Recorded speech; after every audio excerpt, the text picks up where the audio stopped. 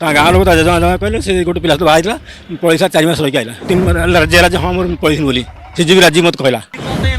आम ब्लेम करे हाँ से झील को आम जानी से प्रस्ताव पकड़ बाहर कला आम तो किसी जानू ता झील विषय घर देखली आमको घर न देखी बाहर कहले बाहर करदेमु ना आम घर देखू घर देखी बाहर करूँ कौन झील हिस्ट्री आम जानू बाहर कल घुचेदेलु टाइम से तरवर कर बाहर कर घुचेदेलु मुझे भितर खबर तार जेजेमा कहले सी अन्य पड़ता गोटे पिला सहित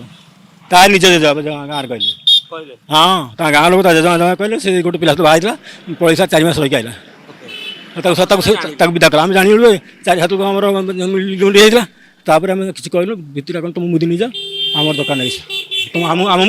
आम मुदी दे दियो तुम मुदी तो सी कहला आम मुदी नहीं बाहर करूँ आम तो राजी बाहर कर तुम मुदी नहीं जाओ मुदी दे दियो आम तो बाहर कर तुम एमती ब्लेम अच्छी से लास्ट झील 3 जेला हाँ मोर पैसा बोली से जी राजी मत कहला आम ब्लेम करे हाँ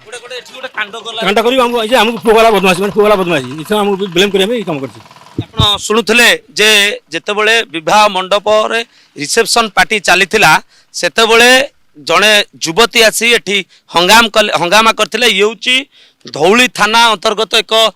ମଣ୍ଡପ ଯେଉଁ ମଣ୍ଡପରେ ଗତକାଲି ବିଳମ୍ବିତ ରାତିରେ ଏଭଳି ଏକ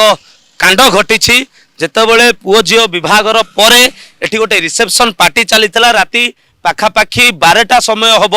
ସେ ଯୁବତୀ ଏବଂ ତାଙ୍କ ପରିବାର ଲୋକ आसिक एठी पहुँची एवं पहुँचवा पर एठी गोटे अप्रीतिकर परिस्थिति उपजी युवती युवक जो तांकर पूर्वतन प्रेमिक को माड़ मारी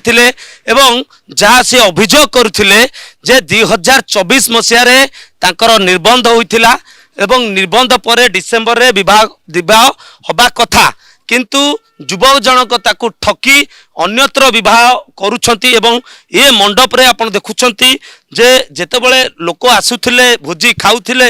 सेतेबेले गोटे युवती आसीबे एवं एठी हंगामा करिवे एवं अध घंटारू घंटे धरी एठी गोटे पाटितुंड मारपीट चलिबो युवती जनक कहिबे जे मुदी निर्बंध होईची बाहागर किभली भाव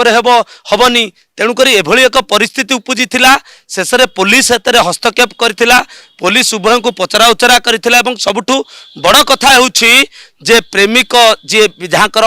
विवाह रिसेप्शन पार्टी चलीथिला से 2024 मसीह युवती को निर्बंध होइतिला 2025 मसीह अन्य जड़े युवती सहित विवाहर होगा पर एठी रिसेप्शन पार्टी चलीथिला एवं रिसेप्शन पार्टी रे गोटे अप्रीतिकर परिस्थिति उपजिला जेतेबेले पूर्वतन प्रेमिका जी की निर्बंध कर सारथिले पूर्व सी एठी पहुँची एवं सीधा सड़क भाव में सी एठी गोटे अप्रीतिकर परिस्थिति उपजिला एवं युवकों को माड़ मारी जो प्रेमिक को से भल पाउथिले ताकू माड़ मारी कैमरा पर्सन राकेश सुभाष प्रधान ओडिशा भास्कर।